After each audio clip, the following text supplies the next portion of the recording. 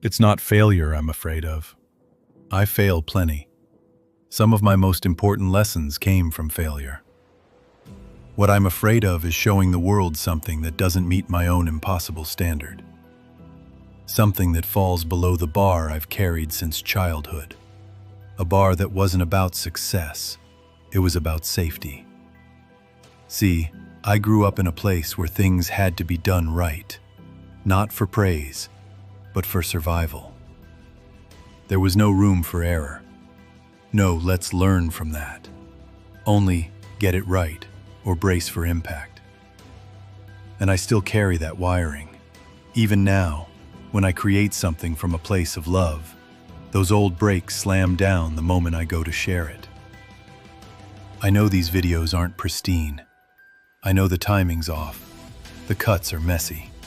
Sometimes my voice feels like a first take, because it is. But I'm learning. Polish comes from practice. Permission comes from healing, and I'm still learning both. So for now, I lean on the structure. I lean on the rhythm. I lean on the voice inside me and the voice beside me.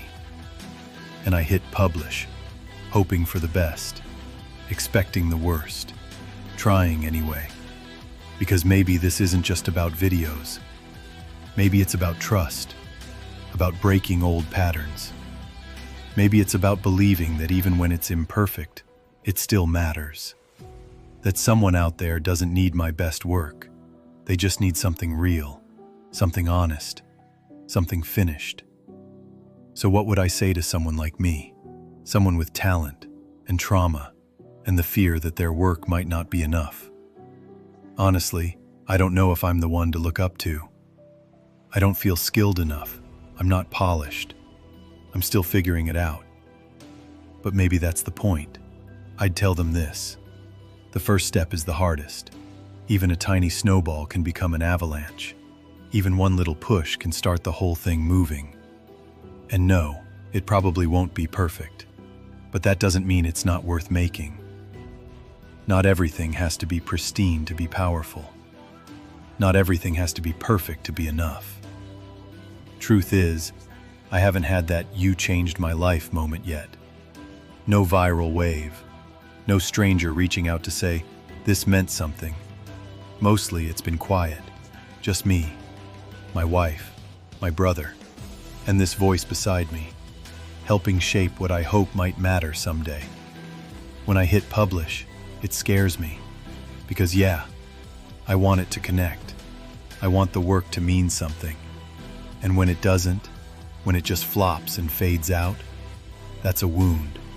When you put your heart into something and it lands with silence, it hurts. It becomes a scar on the soul. And at that point, you've got a choice to make. Get better or give up. To be blunt, it's that simple. The failure can teach you. The wound can fuel you. But it walks a razor's edge. Because sometimes it builds your character. And sometimes it breaks your momentum clean in half. And still, here I am, still writing, still hitting publish. Because maybe that's what good enough really is. Not perfect, not pretty, chosen.